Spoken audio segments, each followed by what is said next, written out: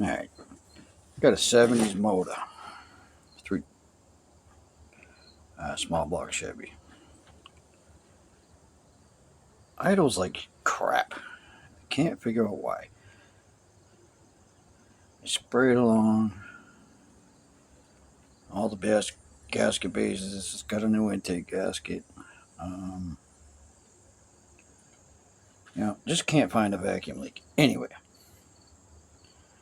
I'm looking at the gasket. It's sounding up pretty good. Till I got to this.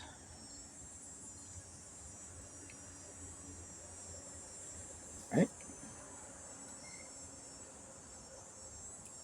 Well,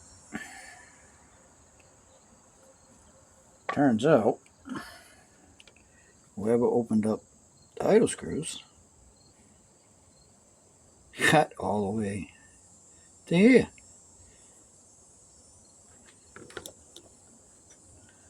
So this is an equalizer, right? Which doesn't have vacuum idling. So I'm spraying in here, and I guess the carburetor cleaner didn't make it into the engine and show me that leak. So it's leaking internally. Also, it has this, which when you first start the engine, pulls this down, these go in the jets. Right? I'm looking at it, I'm like, all right. I want to make sure that passage was clear. Which comes out right here. Comes out right in that hole. That goes to vacuum.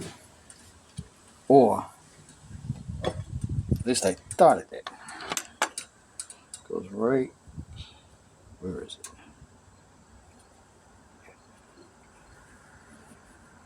Oh, here it is. It's right here. Which isn't even drilled.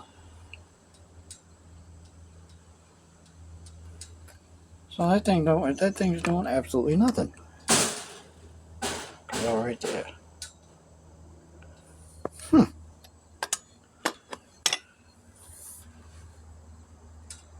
So, should I drill it or should I just leave it alone?